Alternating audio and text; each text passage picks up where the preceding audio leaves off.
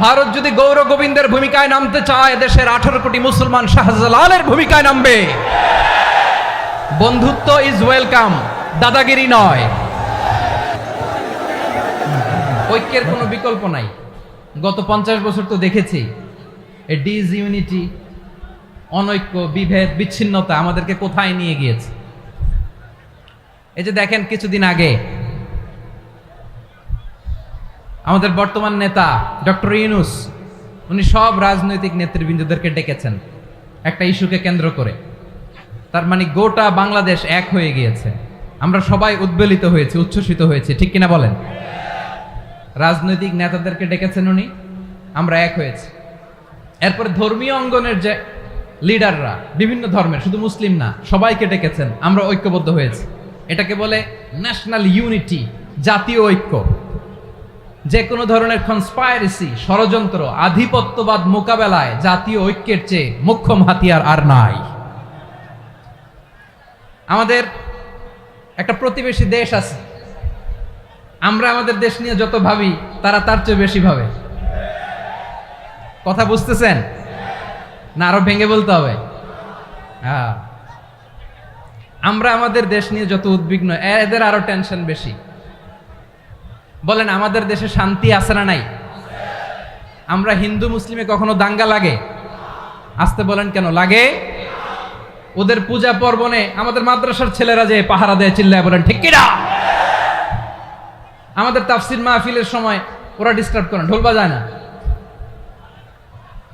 ওদের পূজা পার্বণের সময় আমাদের তাফসির মাহফিলের ডেট হলে আমরা চেঞ্জ করে দেই। সুবহানাল্লাহ, কি সাম্প্রদায়িক সম্প্রীতির রোল মডেল। আর ওই বাংলাদেশের ব্যাপারে তারা অনেক ডিসইনফরমেশন ছড়াচ্ছিল। ভারতের অনেকগুলো গণমাধ্যম, আমি জেনারেলাইজ করব না, আমাদের প্রতিবেশী দেশের সব গণমাধ্যমকে আমি দোষ দিতে চাই না। অনেকগুলো গণমাধ্যম তারা ডিসইনফরমেশন শেয়ার করেছে। ডিসইনফরমেশন আর মিস ইনফরমেশনের পার্থক্য আছে। মিস ইনফরমেশন না জেনে ভুল বুঝে একটা মিথ্যা বা ভুল তথ্য ছড়িয়ে দেয়া, এটার ক্ষমা আছে, এটার কি আছে। আর ডিসইনফরমেশন মানে ইচ্ছা করে, প্ল্যান করে, ম্যাপ করে, ছক এঁকে মিথ্যা, গুজব, রটনা সোশ্যাল মিডিয়ায় ছড়ানো, এটার ক্ষমা আছে? আওয়াজ করে বলেন, ক্ষমা আছে? ভারতের কিছু গণমাধ্যম তাই করেছে। আমরা ব্যথিত হয়েছি, আমাদের হৃদয়ে রক্তক্ষরণ হয়েছে। আমাদের প্রতিবেশী দেশকে বলতে চাই, আমাদের দেশ নিয়ে আপনাদের ভাবার দরকার নাই। নিজের চরকায় তেল দেন, নিজের দেশ নিয়ে ভাবেন। গত মাসের ভয়েস অফ আমেরিকার রিপোর্ট, বাংলাদেশে সংখ্যালঘু জনগোষ্ঠী আগের চেয়ে বেশি নিরাপত্তা পাচ্ছে। Report voice of America, Muslim report নাকি? মুসলিম জরিপ, ভয়েস অফ আমেরিকা। কথা বুঝে নাই বোধহয়। ভয়েস অফ আমেরিকা কি আমাদের রিপোর্ট? না, ভয়েস অফ আমেরিকার জরিপ, বাংলাদেশের সংখ্যালঘু জনগোষ্ঠী আগের চেয়ে ভালো নিরাপত্তা পাচ্ছে। শুধু এখানেই শেষ না, মাইক্রোসফটের একটা জরিপ শোনাই আপনাদেরকে। তারা সারা পৃথিবীতে গুজব, ভুয়া আর মিথ্যা নিউজ ছড়ানোতে কোন দেশ সেরা একটা রিপোর্ট করেছে। এর মধ্যে 1 নম্বরে এসেছে ভারতের নাম। মাইক্রোসফট তো মুসলমানরা চালায় না? কথা বোঝে নাই বোধহয়। প্রতিবেশী দেশকে বলবো, আপনারা নিজের চরকায় তেল দেন, আপনারাও শান্তিতে থাকেন, আমাদেরকেও শান্তিতে থাকতে দেন। সব চেঞ্জ করা যায়, প্রতিবেশী চেঞ্জ করা যায় না। আমাদের ল্যান্ড তাদের ল্যান্ড, পাশাপাশি। আমরা চাই তারাও সুখে থাক, আমরাও সুখে থাকি, ঠিক কিনা? কিন্তু প্রতিবেশী হলে বন্ধুত্বপূর্ণ আচরণ করতে হয়। প্রতিবেশী যদি বন্ধু না হয়ে প্রভু হতে চায়, এরকম দানব প্রতিবেশী কেউ চায় না। ভারত যদি বন্ধুত্ব উপহার দেয়, আমরাও বন্ধুত্ব দিব। কি বলেন? তারা যদি বন্ধু সুলভ আচরণ করে, আমরাও বন্ধুত্ব উপহার দেব। কারণ আমাদের পররাষ্ট্র নীতি হচ্ছে সবার সাথে বন্ধুত্ব, কারোর সাথে বৈরিতা নয়। আলহামদুলিল্লাহ বলেন, কত চমৎকার পলিসি আমাদের। আমরা নির্বিবাদী, আমরা বাংলাদেশিরা শান্তিকামী। We are proud of that. এজন্য আমরা গর্ববোধ করি। আমাদের পররাষ্ট্র নীতি সবার সাথে বন্ধুত্ব, কারোর সাথে শত্রুতা নয়। তাই প্রতিবেশী দেশকে বলবো, আমার ভাইয়েরা, আপনারাও আমাদের ভাই। বন্ধুত্ব দিলে বন্ধুত্ব পাবেন। বন্ধুত্ব ইজ ওয়েলকাম, দাদাগিরি নয়। বন্ধুত্ব ওয়েলকাম। দাদাগিরি নয়, লাউড অ্যান্ড ক্লিয়ার। ভারত যদি বন্ধুত্ব দেখায় বন্ধুত্ব পাবে, কিন্তু ভারত যদি বাংলাদেশে আধিপত্যবাদ বিস্তার করতে চায়, বাংলাদেশের 18 কোটি জনগণ সেটা রুখে দেবে। ভারত যদি গৌর গোবিন্দের ভূমিকায় নামতে চায়, দেশের 18 কোটি মুসলমান শাহজালালের ভূমিকায় নামবে।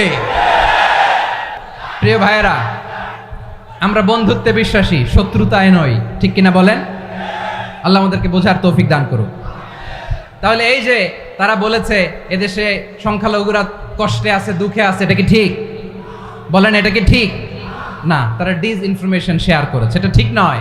আমার প্রতিবেশী বন্ধু রাষ্ট্রকে বলবো, আপনারা এটা করবেন না, এটা করবেন না। আমরা শান্তিতে আছি, আপনারাও শান্তিতে থাকেন, আমাদেরকেও শান্তিতে থাকতে দেন। এই যে চিটাগাংয়ের অ্যাডভোকেট আলিফ হত্যাকাণ্ডে গোটা বাংলাদেশ আমরা ধৈর্যের পরাকাষ্ঠা দেখিয়েছে, চিল্লায় বলেন ঠিক কিনা? আমাদের নেতা আমাদেরকে ডেকেছে, আমরা শান্ত থেকেছি। আমরা শান্ত থাকতে চাই, আমরা ঐক্যবদ্ধ থাকতে চাই। যে কোনো ষড়যন্ত্র রুখে দেওয়ার জন্য ঐক্যবদ্ধ প্রচেষ্টার কোনো বিকল্প নাই। এবার আওয়াজ করে পেকুয়ার ভাইয়েরা বলেন, আমরা ঐক্যবদ্ধ জীবনযাপন করতে চাই কি চাই না? আল্লাহ তাআলা সে নির্দেশনাই দিচ্ছেন। আল্লাহ তাআলা ইরশাদ করছেন, ওয়া'তাসিমু বিহাবিলিল্লাহি জামিআন ওয়া লা তাফাররাকু ওয়াযকুরু নি'মাতাল্লাহি আলাইকুম إذ كنتم أعداء فألف بين قلوبكم فأصبحتم بنعمته إخوانا وكنتم على حفرة من النار فأنقذكم منها كذلك يبين الله لكم آياته لعلكم تهتدون আল্লাহু আকবার পড়েন। আল্লাহ বললেন, ও গোলামেরা শোনো, ওয়া'তাসিমু বিহাবিলিল্লাহি জামিআ, ও আমার গোলামেরা সবাই মিলে আল্লাহর রশিকে আঁকড়ে ধরো। আল্লাহর রশি হলো ইসলাম, আল্লাহর রশি হলো কোরআন। আল্লাহ বললেন, কোরআনকে আঁকড়ে ধরো, ইসলামকে আঁকড়ে ধরো। একা একা আঁকড়ে ধরলে চলবে না, জামিআ সবাই মিলে আঁকড়ে ধরো। এই আদেশটা আমাদের জন্য দান করেছেন কে? আল্লাহ তাআলার নির্দেশ, ওয়া'তাসিমু বিহাবলিল্লাহি জামিআ, সবাই মিলে আল্লাহর রশিকে আঁকড়ে ধরো। হাবলুল্লাহ মানে আল্লাহর রশি। হাবলুল্লাহ মানে কি? রশি। এই হাবলুল্লাহ আল্লাহর রশি বা আল্লাহর রজ্জু দ্বারা উদ্দেশ্য হচ্ছে ইসলাম।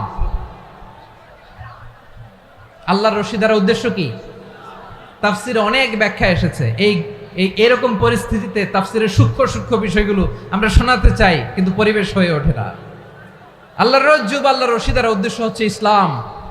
আল্লাহর রজ্জু বা আল্লাহর রশি দ্বারা উদ্দেশ্য হচ্ছে কোরআন। কারণ কোরআন আমাদেরকে ঐক্যবদ্ধ করে, ইসলাম আমাদেরকে ঐক্যবদ্ধ করে। চিল্লায় বলেন ঠিক কিনা? এজন্য আল্লাহ বললেন, তোমরা আমার রশিকে আঁকড়ে ধরো, বিচ্ছিন্ন হয়ে না। আমার দেয়া নেয়ামতগুলো স্মরণ করো। যখন তোমরা ছিলে শত্রু, তোমাদের মধ্যে হৃদয়ে আমি আল্লাহ ভালোবাসা ঢেলে দিলাম, ফলে তোমরা সবাই ভাই ভাই হয়ে গেলে। তোমরা সবাই ছিলে জাহান্নামের কিনারায়, জ্বলন্ত অগ্নিকাণ্ডের পাশে। আমি আল্লাহ দয়া করে ঈমানের বদৌলতে তোমাদেরকে আগুন থেকে ফেরালাম। আমি আল্লাহ দয়া করে তোমাদেরকে জান্নাতের পথ দেখিয়ে দিলাম। সুবহানাল্লাহ পড়েন। এমন পথ দেখালাম যেই পথ তোমাদেরকে জান্নাতে নিয়ে যাবে, পথের দিশা তোমরা পাবে। লাআল্লাকুম তাহতাদুন। প্রিয় ভাইরা, তাহলে আমাদের যে ঐক্যবদ্ধ থাকতে হবে, এই নির্দেশটা কার? নাকি মন মতো আমি বানায় বলতেছি? আওয়াজ করে বলুন, নির্দেশটা কার? আল্লাহ।